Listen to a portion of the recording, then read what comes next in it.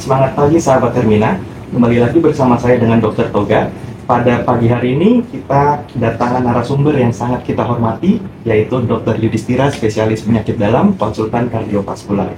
Ya, pada tema Health Talk hari ini kita mengambil topik, yaitu tensi tinggi dapat menyebabkan serangan jantung. Apa sebabnya? Ya, izin dokter, sebelumnya itu saya sempat membaca data dari Kementerian Kesehatan Republik Indonesia yang terbaru. Di situ dikatakan bahwa 1 dari 3 penduduk di Indonesia itu mengalami tensi tinggi atau yang biasa kita sebut dengan hipertensi, di mana angkanya itu meningkat setiap tahunnya. Lalu tensi tinggi ini juga disebut sebagai silent killer. Lalu sebenarnya kapan seseorang itu disebut mengidap tekanan darah tinggi ya dok?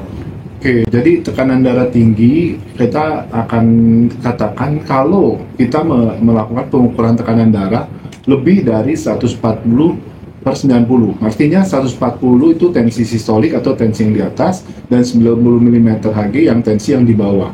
Kalau lebih dari sana kita katakan darah tinggi atau hipertensi. Baik dokter. Lalu kenapa seseorang itu dapat mengidap tekanan darah tinggi tersebut dok? Ya, memang darah tinggi itu memang mempunyai sesuatu kekhasan ya. Jadi kalau kita cari darah tinggi itu penyebabnya apa? Ternyata kata orang penyebabnya tidak diketahui yang paling besar. Tapi memang yang ada juga yang karena bisa terjadi karena kelainan hormonal, gangguan ginjal, kemudian gangguan pembuluh darah, akhirnya terjadi tekanan darah tinggi. Tetapi banyak penyebabnya adalah karena tidak diketahui. Tetapi memang itu dasarnya adalah dia ada keturunan, contohnya. Jadi dia ada dasarnya ada keturunan darah tinggi. Misalnya orang tuanya darah tinggi atau nenek kakek darah tinggi, dia bisa mengidap darah tinggi. Kemudian gaya hidup tidak sehat, misalnya dia kurang olahraga, kegemukan, kemudian makan makanan atau minuman yang agak asin, banyak asin, akhirnya pola hidup yang tidak baik, akhirnya tekanan darah tinggi tersebut muncul. Nah, tekanan darah itu muncul kapan? Tekanan darah tingginya kita nggak tahu, apa di 20 tahun, 30 tahun, atau 40 tahun, atau 50 tahun. Dan jelasnya yang sekarang itu makin muda. Umurnya itu makin muda yang terkena tekanan darah tinggi tersebut. Iya, baik dokter. Lalu kira-kira bahaya apa yang dapat terjadi jika seseorang mengidap tekanan darah tinggi tersebut dok? Nah, kalau tekanan darah tinggi, kalau kita tidak melakukan penata laksanaan, akhirnya menyebabkan satu, kelainan pembuluh darah. Kedua, karena tekanan darah tinggi tersebut menyebabkan kelainan organ-organ. Kalau misalnya tekanan pembuluh darah, misalnya akibat tekanan darah tinggi itu pembuluh darahnya bisa pecah. Akhirnya terjadi pecah. Nah, kita nggak tahu pecahnya di mana. Kalau di otak, namanya stroke, perdarahan. Kalau di mata, adanya perdarahan di mata, akhirnya penglihatan terganggu. Contohnya gitu. Nah, tekanan darah tinggi tersebut kalau terus-menerus kan bisa menyebabkan akut atau kronis. Yang akut tadi kita sebutkan. Nah, kronis itu menyebabkan apa? Akhirnya yang tadi penyakit stroke bisa terjadi, gangguan mata terjadi, gangguan jantung bisa terjadi, gangguan ginjal, dan gangguan pembuluh darah arteri perifer atau pembuluh darah arteri yang di bawah. Sehingga dengan adanya darah tinggi tersebut menyebabkan faktor risiko penyakit kardiovaskuler yang nanti setelah berapa lama akan timbul setelah kalau kita mengidap tekanan darah tinggi tersebut. Oke, baik dokter. Lalu pada beberapa kasus ada orang-orang itu yang mengidap tekanan darah tinggi tapi tanpa mengalami keluhan. Nah, itu kira-kira bahaya nggak untuk kesehatannya dok? Nah, itu yang kita takut. Karena tekanan darah tinggi itu hampir sebagian besar pasien atau penderita tidak mengalami keluhan. Jadi dia itu tidak ada keluhan sama sekali. Nah, kalau yang mengalami keluhan bagaimana? Biasanya tekanan darah tinggi tiba-tiba naik. Nah, itu ada keluhan, misalnya sakit kepala yang kenceng, atau tadi ada gangguan organ-organ. Tapi yang kita takut kalau dia tidak ada keluhan, tekanan darah tingginya terus tinggi.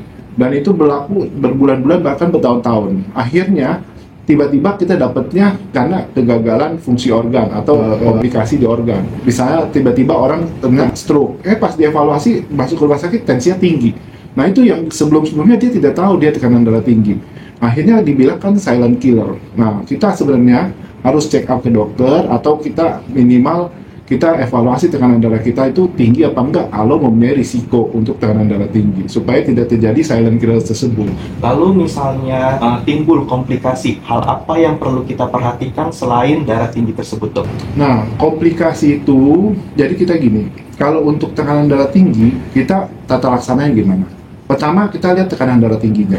Kalau misalnya sekali darah tinggi langsung dibilang, oh tensi tinggi nih, enggak. Biasanya kita evaluasi tekanan darah tingginya ini udah berapa lama dan sudah berapa kali dalam pengukuran tensinya tinggi.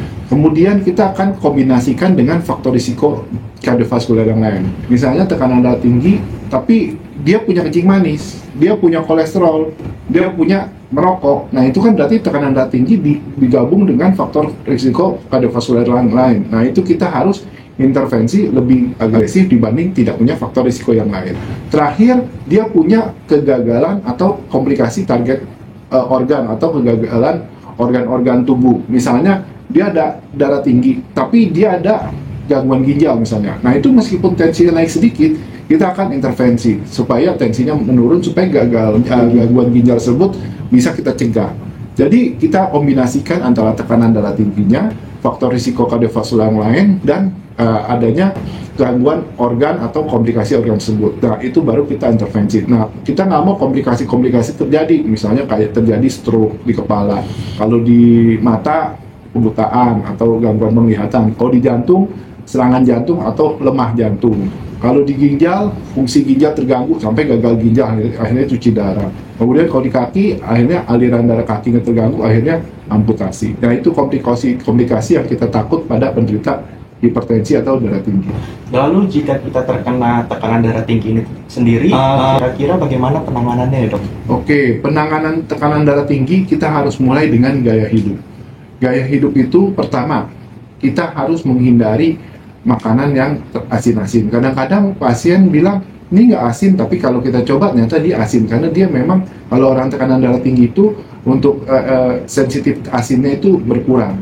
Kemudian kita harus dengan gaya hidup sehat, seperti olahraga yang teratur, menjauhi stres, banyak makan buah sama sayur, banyak makan serat tersebut akan membuat tekanan darah tinggi akan turun.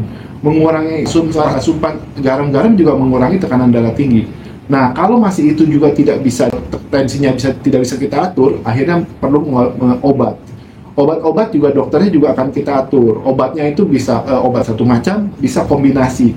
Tergantung yang tadi, tekanan darah tingginya seberapa, adakah kelainan organ, adakah faktor risiko kardiovaskular yang lain, sehingga kita bisa melakukan kombinasi pengobatan. Dan obat-obat tersebut dipilih sama dokter. Jangan memilih sendiri, karena obat untuk darah tinggi dengan kencing manis itu ada yang paling baik dibandingin obat yang darah tinggi dengan stroke. Jadi itu ada obat-obatnya berbeda. Jadi jangan sembarang minum obat, sehingga kita mendapatkan efektivitas obatnya bagus dan tidak menimbulkan efek samping. Baik, Dok. Lalu kira-kira apa saja komplikasi kardiovaskular yang dapat terjadi jika kita terkena tekanan darah tinggi, Dok? Nah, kalau kita ngomong spesifik untuk jantung tersendiri, kalau untuk darah tinggi, pertama, darah tinggi itu bisa menyebabkan serangan jantung. Jadi faktor risiko serangan jantung adalah darah tinggi salah satunya. Selain kencing manis, kolesterol, merokok, dan usia dan jenis kelamin. Nah, di Indonesia sendiri darah tinggi prevalensinya cukup banyak, sehingga menyebabkan serangan jantung juga banyak. Dan kalau darah tinggi terus-menerus, akhirnya apa yang terjadi? Kan tensi kita tinggi, jantung suruh memompa begitu melawan. Lama-lama jantungnya bisa bengkak atau dia menjadi ototnya menjadi tebal. Jadi kalau kita lihat di ronsen, jantungnya kelihatan bengkak atau orang bilang jantungnya membesar. Nah, kalau membesar tersebut, kalau dibiarkan lama-lama, akhirnya apa yang terjadi? Jantungnya pompanya nggak kuat. Akhirnya orang yang dibilang lemah jantung. Kalau jantungnya membesar, lama-lama bisa gangguan irama. Jadi untuk secara komplikasi atau kardiovaskular yang terganggu itu, kalau darah tinggi adalah pertama bisa serangan jantung atau penyakit jantung koroner, kemudian lemah jantung karena jantungnya pompanya nggak kuat, orang bilang ada bengkak jantungnya, kemudian bisa gangguan irama, dan itu bisa semua terjadi karena penderita darah tinggi yang tidak terkontrol. Lalu dari hasil diskusi kita pada hari ini, kira-kira apakah ada kesimpulan yang dapat dokter berikan?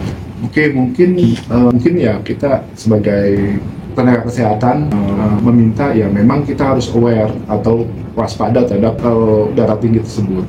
Memang dia tidak bergejala, tetapi kalau memang terjadi darah tinggi, kita harus menangani secara gaya hidup yang baik, kemudian kalau perlu pengobatan, supaya tidak timbul komplikasi yang di luar jantung maupun jantung itu sendiri.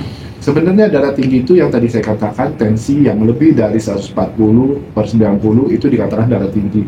Kemudian kalau punya darah tinggi, kita harus evaluasi adakah faktor risiko kardiovaskular dan lain, atau adakah kegagalan fungsi organ. Nah, itu kita kombinasikan untuk pengobatan selanjutnya yang dibutuhkan oleh pasien-pasien sehingga tidak menimbulkan komplikasi lebih lanjut.